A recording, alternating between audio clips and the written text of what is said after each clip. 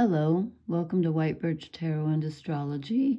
Pardon my voice, I'm very tired. This is the full moon night. Excuse me, full moon in Aries. I didn't notice something last night when I posted, and so I thought I would just do a sign by sign, just a one card pull. This will be very quick. I just wanted to show you that I did not notice that Venus is trining, which is 120 degrees, which is extremely positive, where the energy just flows effortlessly. Neptune, which is retrograde in Pisces. She's at the tail end of Scorpio. Now today, when I'm doing this, she's actually moved into the first degree of Sagittarius, where she's, I think, much more comfortable because it's kind of a deep dive in Scorpio. So it's like, I thought, well, what is she bringing with her? What did she get when she dove down into the subconscious and the you know, all the emotional water energy, and she's bringing it into the sign ruled by Jupiter. And they are both, so she's trining Neptune, and they're both sextiling Pluto in Capricorn at 29 degrees. So last night, I should have mentioned this and I didn't notice it. So we have Earth here, and then we have water where Neptune was. And then last night we would have had two waters and an earth. Earth and water go together. But now today she's in a fire sign. So we've got fire, earth, and water. So we're just missing air. But anyway, I thought, you know, this is about relationships and the subconscious and what we can imagine, what we want, what we're dreaming about. This could be very romantic, or it could be very illusory. So very, you know, watch out for illusions and being misled. But something subconscious comes up, and it might be something that you realize, or it could be something that I don't see it so much as an action, but since Venus is moving into Sagittarius, there is a bit of forward movement here. And as I said, hope, you might have gained an insight about what you want relationship-wise and how practical and realistic you're being. So I thought I would do just a one card pull for each sign. I'm going to try to do all 12 in this one. However, that means I'm going to have to, let me move this here. That means I'm going to have to shuffle, because I only have 6 tarot decks. The rest are oracle decks. So, okay, I already pulled 6. So we can start right off with the full moon was in Aries. And so, oh, there's dust. Sorry, excuse me. Can't stand that. So this is for Aries, and I get the 10 of Cups, happiness. So this full moon shed light for you. And again, I'm not supposed to be talking about the full moon. I'm supposed to be talking about Venus trine Neptune, sextiling Pluto. So relationship-wise, and what you want, and romance, and also what's in the subconscious, you've discovered a well of happiness. Perhaps the full moon, and again, I have to talk about the full moon. I mean, it is a full moon. It's lit up to let you know, I think you might have discovered something that you want. This full moon has shed light on what your desires are and what makes you happy. So that's a really good thing. Oh, my books are in the way. Oh, well. So this is for Aries, sun, moon, rising. Okay. And then for Taurus, sun, moon, rising, another 10, 2 10s in a row. Actually, we got 3 10s in a row. It's 10 night, apparently. 10 of Pentacles. So for Taurus, you've had Uranus in your sign for quite a while. Uranus shakes everything up. So I think the full moon for you is bringing you, since, let's see, how many degrees is Uranus, which is still retrograde, 26. So it's going to be there a while longer. I should have looked up to see when. Do I have that written down? When does it move out? Where's my paper that has all my, will I be able to find it? Oh, I didn't write down. Yeah, I did. Not until January 30th of 2025 does Uranus, oh, I'm losing my voice, does Uranus move out of Taurus. But anyway, I think you are seeing off in the distance some stability finally. You're finally, you know, things were all shook up, and your idea of what you wanted might have changed, but I think the picture is slowly coming together of what you want your life to look like. So this is for Taurus, Sun, Moon, Rising.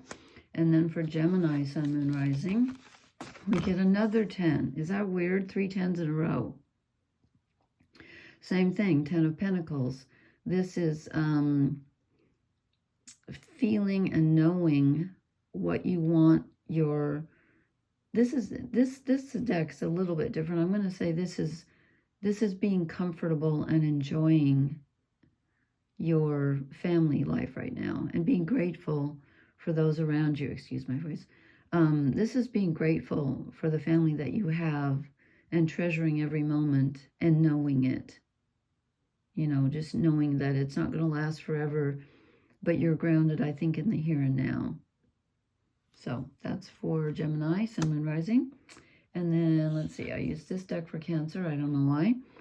And we get the Son of Swords. And in this deck, this is someone who is very focused and moving very quickly towards a destination. And that's really interesting because Mars is in Cancer right now. So you might be feeling pretty jazzed up. You are very active, and it looks like you've got your sights set on something and you're going for it. Okay, well, good for you. Good for you. Sun, Moon, Rising. It's an idea. It's a mental idea, and you're following it. You're following your thoughts. You're trusting them. Okay. And then for Leo, let's see, I pulled this deck. The Knight of Swords. This is very similar. This is assertiveness and focus and going after what you want. So you've also got some mental activity going on, and you are pursuing something you want, something you're fighting for, and something that's, you know, a mental principle, or just something that you want in your mind. You're going for it. And again, you know, Leo's had some kind of disruptive energy lately. You could be standing up for yourself mentally in an argument, or just standing up for yourself and saying no, or saying, you know, I want this and I'm going for it, and you're not letting others talk you out of it. Because Leo's had some very strange energy lately about other people pushing your boundaries, and I think you're saying no, or yes, or whatever, but you're going for what you want. Okay, following your heart. And then for Virgo, I used the Liz Green Mythic Tarot, and I got the 5 of Wands. So this full moon for you, and this Venus trining Neptune and sextiling Pluto, this has shown some light on where there's conflict and where things are kind of a mess, and where you need to clean things up, and something that you don't want in your life, something that you would like to get rid of, something that's a problem that perhaps you didn't really notice before. And I get the feeling that you're tired of fighting, but at this time you feel like it's necessary. So there's some conflict and chaos going on for Virgo, which is weird because, no, it's not weird. I've got everything in the way here. I wasn't prepared. It's kind of a spur of the moment. Because Virgo has Saturn in Pisces opposite you, 13 degrees retrograde, and Neptune in Pisces opposite you at 27 degrees retrograde. So that's a lot of karmic energy and responsibility energy. I think you're feeling overburdened and like you're constantly fighting everything. And I think that this full moon has brought you the awareness that perhaps you're just doing too much, and you're just, you know, I think you're seeing something that needs to be fought, and I don't think you particularly like that. Virgos don't like to fight, so not such a great, you know, it could have energized an argument with someone. The moon could have sparked, this full moon in Aries could have sparked an argument. I don't know, but there's a conflict that has arisen. Okay, now, do I want to start over and do a different video? Or I think I'll just keep going. Oh, I didn't timestamp. Oh, well, this will be quick, so I can timestamp that as I watch. Now, let me see if I can remember which deck is which here. Okay, so that was for Virgo, Sun, Moon, Rising. You're going to have to wait for me to shuffle, though. That can be a process. So we are now at Libra. Okay, so this is for Libra, And you have the Sun conjunct Juno and Black Moon Lilith in your sign. You were opposite, and the South Node. So you were opposite the full moon in Aries. So you got a lot going on in your sign. So what do we need for Libra? Is that the one? Oh, I better stop talking or I won't know which one. Kind of wants, I think it's this one. Libra, the sun of life. Well, that's interesting since the sun is in your sign. Did I bring the book? No. Am I familiar with this deck? Not very. The sun of life. Okay, this is telling me that your heart chakra has been opened. And a desire. This can be desire. It can also be the knowledge of what your purpose is. You could have discovered a new purpose. Because the sun rules our purpose in this lifetime and who we are at our very core identity. So something has been revealed to you about your very inner self and your heart's desire and your purpose in this lifetime. Wow, Libra. Okay, that's for Sun, Moon, Rising. And I forgot my pillow, so pardon me for 1 second because my back must have my pillow. I'm not great at sitting without a pillow because I have a back issue. Okay. All right, so Libra, that was for Libra. And then we're going to go to Scorpio. Scorpio, Sun, Moon, Rising. This is, again, this is for Venus, trine Neptune, sextiling Pluto. So it's kind of about relationships. It's very karmic and something that you may have realized during this full moon. Again, this is Scorpio. Let me concentrate. Scorpio. Scorpio. My dear Scorpios. Okay. Oh, okay. Scorpios. This was the card that we got in the middle last night for the full moon reading. You feel stuck. You feel very trapped. And Scorpios don't like to feel trapped, although they are fixed signs. Scorpio's a fixed sign, so it doesn't particularly like change. It likes to be in control. It's very stubborn energy. But you're feeling confused, and you're not used to feeling that way because Scorpios are very intuitive. And you're kind of feeling hemmed in, like other people are bossing you around, perhaps, and you're not liking it. You lack a sense of freedom right now. So that's what the full moon showed you, was where you're feeling stuck and where you're feeling trapped, especially emotionally. Okay? Sorry you didn't get a happier card there, Scorpio. All right. Sagittarius. And as I said, Venus just moved into Sagittarius today. Jupiter is retrograde opposite you in Gemini. So this is for Sagittarius, Sun, Moon, Rising. Let me concentrate here. Sagittarius, Sun, Moon, Rising. I have lots of Sagittarius energy. Sagittarius, what do we need to know? Sagittarius, Sun, Moon, Rising. I'm not sure. This one. The bottom. The bottom. As my best friend once said, this is a brilliant quote. She said, "How foul the breath of the bottom." Sorry to interject that to Sagittarius, but Sagittarians have a good sense of humor. Okay, we get the Emperor. Wow, okay, Jupiter's in your sign. No, I'm sorry. Venus is just moving into your sign, but Jupiter's opposite you. But let's see, you trined the full moon, which is very positive. So you're feeling your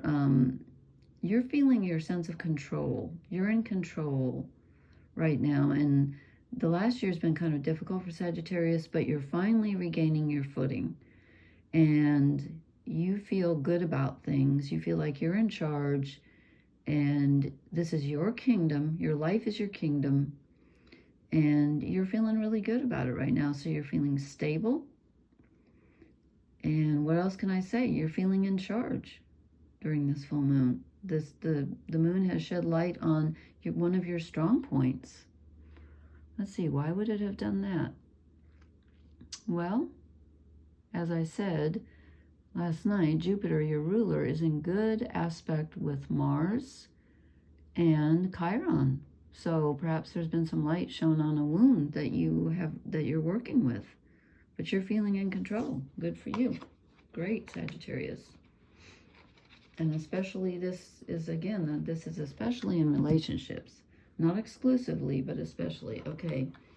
Now which one did I use? This one. I'm trying to use the decks in the same order. I used this deck for Cancer, so now I'm using it for Capricorn. Capricorn, Sun, Moon, Rising.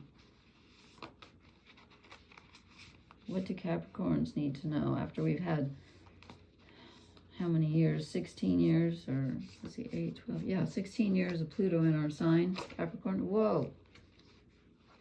Okay, this makes sense. The world. Yes, it's the closing out of a cycle. Pluto is at 29 degrees and moves out on November 19th of 2024. Pluto moves out of Capricorn for good for the next 200 and some years, 280 years or whatever. So this is literally for us the end of a cycle and the beginning of a new one. And you will notice it. If you have any planets, Sun, Moon, Rising, and especially if it's Sun, but any of those, yes, new cycle. The old one finally comes to an end, and we get out of this heavy Plutonian energy that's been so strong. Yeah, okay, that just couldn't be better for Capricorn. That's what we need. Okay, now, which deck was next? This one. Okay, Aquarius, Sun, Moon, Rising. You, in November, are going to have Pluto move into your sign. You get to have Pluto for till 2040, I think. So, get ready for that. You don't have anything else in there right now. This one's flipped up, okay. Well, this is kind of anticlimactic after the World, but you get the Page of Cups. You get an emotional offer from someone, or the full moon shined a light on an emotion that was already within you. You're beginning to feel something for someone. So either, I feel like this is a romantic thing for Aquarius. Either you had a sudden, not sudden, but an early affection, an early, what am I trying to say? Sentimental, a loving feeling towards someone. Maybe you're going to meet someone, or someone's offering you some emotional support. But it kind of feels romantic to me. But it's a very early, it's like just starting. Maybe it's coming up. Let's see. As I said, Pluto moves into your sign on November 19th. Maybe this is talking about then. I was thinking about now, but hey, you never know. And your ruler, Uranus, is in Taurus, which is, very, very real. Taurus is the earthiest of the earth signs. But anyway, it's an emotional offer, or a burgeoning emotion in you that you're, feeling towards someone or something. Okay, that was for Aquarius, Sun, Moon, Rising. Now we are to Pisces, Sun, Moon, Rising. And of course, Neptune is part of this trine with Venus. And as I said, Neptune's at 27 degrees Pisces retrograde, and Saturn's at 13 degrees retrograde. So Pisces has had a very difficult time. Wow. Okay.